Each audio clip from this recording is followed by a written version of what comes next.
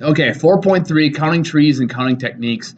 Um, this is a tool to help you find probability because remember, probability of event A is the number of outcomes that are favorable to event A over the number of outcomes in the sample space.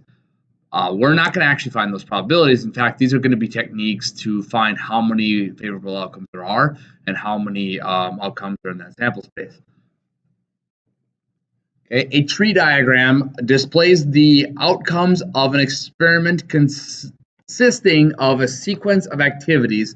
The total number of branches equals the total number of outcomes. Each unique outcome is represented by following a branch from start to finish.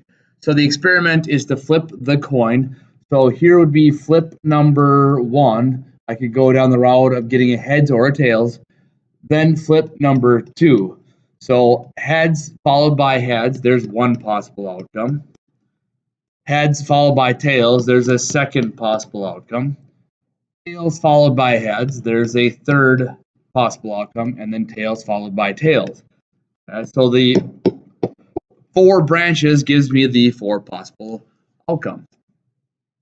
Now, this is about the only thing we would find the probability of. I can use this tree diagram to kind of assist me in finding a probability.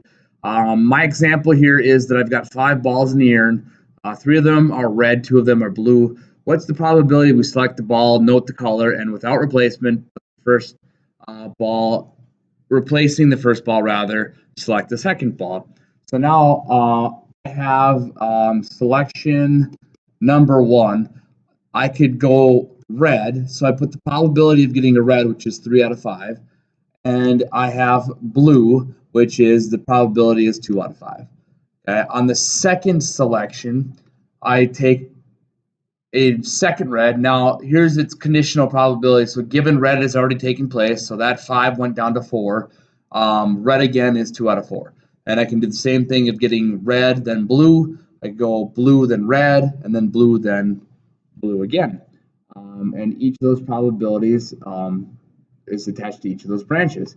To find out the probability of compound events, like probability of getting red in red, I can take the branch of probability of getting red, 3/5, times the branch of probability of red on the second given red on the first, 2/4, and end up getting a probability of 0.3. And along with that, it tells me my 4 possible outcomes. Okay. Another way to do this, though, without actually branching out with all those trees, is the multiplication rule. If there is n possible outcomes for event 1 or E1 and m possibilities for event 2, then there are n times n or nm possibilities for the series of events event 1 followed by event 2. This rule extends to not only just having 2 events occurring, but 3 events, 4 events occurring, multiple events. So how many different ways to select an outfit if there's 5 shirts, 3 slacks, and 2 sweatshirts or sweaters? You're only going to grab one of each. So in the first grab, I've got 5 possible shirts times 3 possible slacks and 2 possible sweaters. That's 5 times 3, 15 times 2. There's 30 different ways to pick out that outfit. Now, if I were to do the tree diagram, there would be 5 of these branches, followed by 3 off of all those, followed by 2 off of those, and I end up with 30 different pathways. So this multiplication and counting rule can be a lot quicker sometimes. The area code example.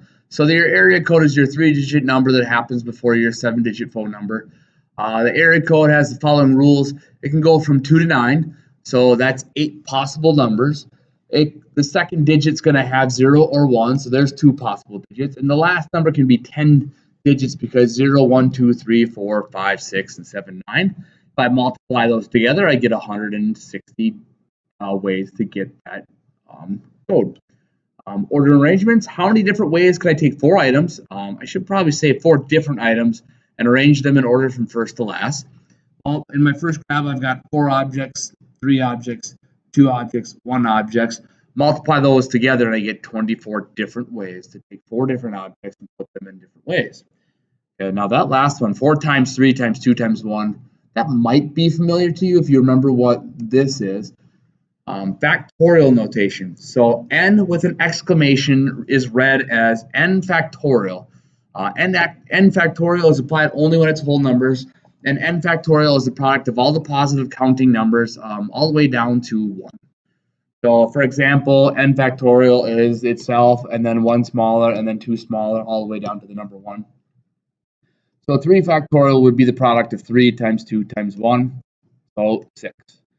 5 factorial would be 5 times 4 times 3 times 2 times 1, so that's 20 times 6, 120. A couple of different special cases, though. 1 factorial will work out to be 1, and 0 factorial will also work out to be 1. And where factorials kind of show up is with permutations. A permutation is a way to arrange objects in a particular order of a group of items. There will be no repetition of any of these. Permutation, you've got this n and r. The n stands for the total number of objects that are there in front of you to grab from. R is the number of objects that are selected. And you've got n factorial divided by n minus r factorial. Another way to write it would be the n first, then p, and then r. This is all about when order matters. And I'll show you how to calculate these on your calculator, but for now, I'll kind of do a little bit by hand. Listing permutations, so take the letters A, B, and C. How many different permutations? So how many ways can you get that with order mattering? And the answer is 6. And you can see those 6 possibilities, A, B, C, A, C, B, and so on. And the way you would get 6 is you kind of pretend that, hey, I've got 3 spots that I'm going to select letters for. And in the first one, I've got 3 possibilities. 1 of the letters is now gone. I'm down to 2 possibilities. Now 2 of the letters are down. I got 1 left. 3 times 2 times 1 is 6. Okay, well, this is pretty much 3 factorial. Or you can think of it as that counting principle we just got done talking about. Okay, it's also going to work out to be 3 permutation 3. Again, I'll show you how to work the formula a little bit, or use the calculator to figure out the answer. You're going to get 6 that way as well. Okay? 3 because there's 3 objects, and 3 because you chose 3 letters at a time. So how many different ways to take 2 letters from 4 possible letters? And the answer to that is 12. And again, you can look at these 12 possibilities. But now I only have 2 possibilities that I have to select from. Or not possibilities, but 2 draws or 2 grabs of numbers. So now I've got 4 because of A, B, C, and D. I took out 1 letter and I'm now down to 3. So 4 times 3 is 12 ways. Now I can't say that's 4 factorial because I'm not including the 2 and the 1.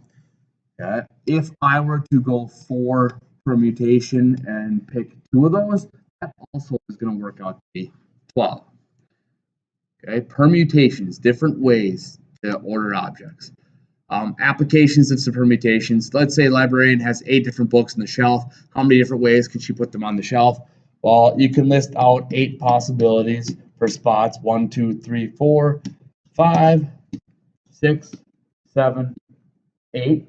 Okay, so you got 8 books, then you got 7 books, 6 books, 5, 4, 3, 2, 1. Goes down each time because you're dealing with 1 less book each time, or 8 factorial.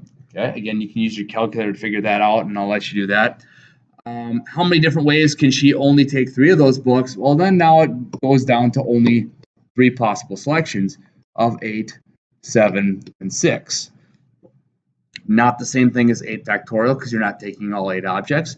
Another way to look at this is you could go 8 permutation all 8 and you get the same answer as 8 factorial. Or you could go 8 permutation but now 3 because there's only 3 books that you want to select to put on that shelf. Again, this is when order matters. And order matters, I look for the word different or just kind of know the context of the problem. Combinations are where order doesn't matter. So combination is a grouping of no particular order of items. So now if I list out the letters A, B, C, and D, there's going to only be a grab of 3. There's only so many possibilities. A, B, C, A, D, B, A, C, D, B, C, D. If I were to grab ABC and ACB, they're going to be the same thing, and I'm not going to count them twice. So if you kind of notice in the formula, it's a little bit different from the permutation. because you're dividing by another r factorial. N still stands for the number of objects that you have, and R is going to be the amount of objects that are taken. So kind of like order doesn't matter. So a teacher has chosen 8 possible questions for an upcoming quiz. How many different ways can she grab 5 of them? Is it really going to matter which question shows up first, second, third, or fourth? Not really. So 8 combination 5, you get 56 ways. Combinations are typically smaller numbers than permutations as well. Permutations, combinations are neither. How many license plates can you take the state of North Dakota? And let's say their rules are that the first 3 spots are letters, and the last 3 spots are numbers. The first 3 letters they can repeat, okay, but in the numbers they can't repeat.